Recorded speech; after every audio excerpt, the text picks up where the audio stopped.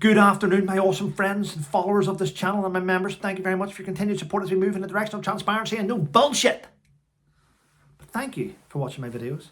There's no better viewer than someone that hates you. But all I will point out this: by viewing me, you're making me money.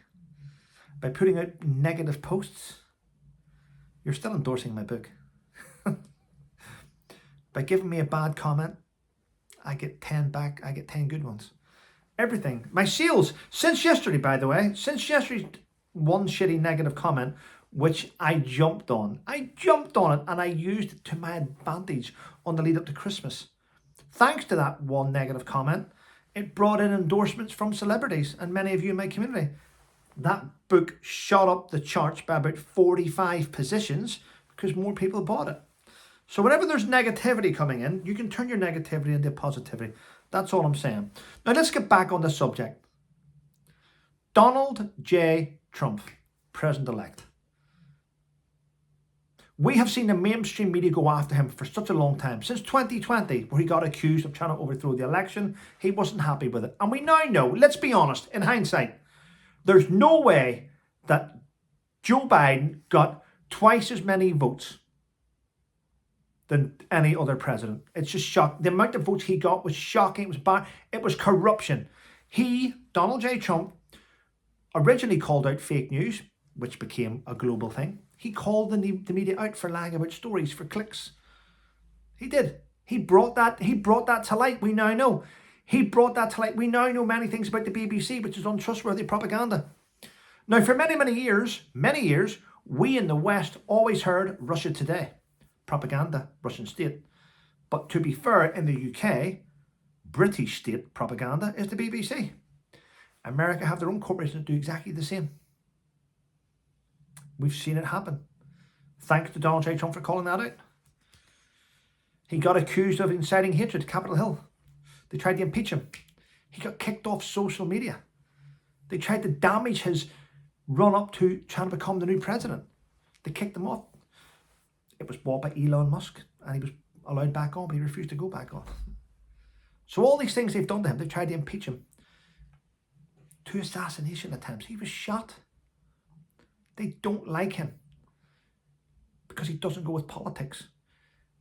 It's a business. To run a country isn't political. It's a business. You must have the best interests of your own citizens. Hence the slogan, Make America Great Again, which is hated by politicians.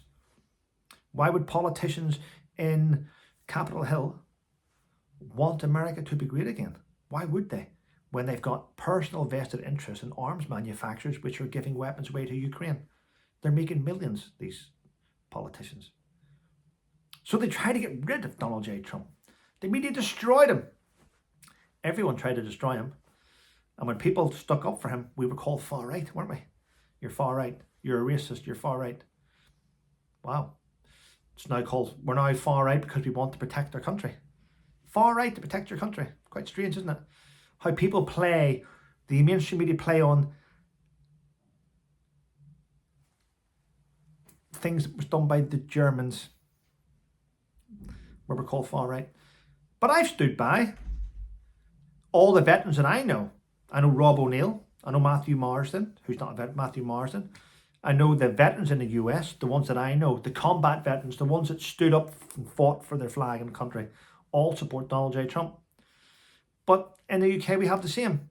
We've got many veterans that are combat veterans support Donald J. Trump, but we have the veterans that never left camp. The veterans that never left camp, the ones that worked in the stores, the ones that counted blankets and didn't see combat, but came back to our country from operations with more war stories.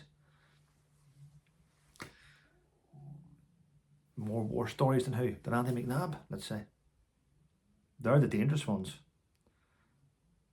But guess what? Time magazine have now voted Donald J. Trump as their person of the year. He's on the front cover. Time's person of the year, Donald J. Trump. He had a little bit of competition, to be honest, he did. Up there he had Catherine, the Princess of Wales. She came over adversity, fought cancer, came back, showed elegance, ignored the hatred being bombarded at her by the Duchess and Duke of Sussex's little cult. But some of the competition that Donald J. Trump was up against was the likes of Joe Rogan and Kamala Harris, which never made sense. I think they were there. I think they ticked the E&D box, the equality diversity box. But he's won. Now, whether you like Donald J. Trump or not, it's not my problem.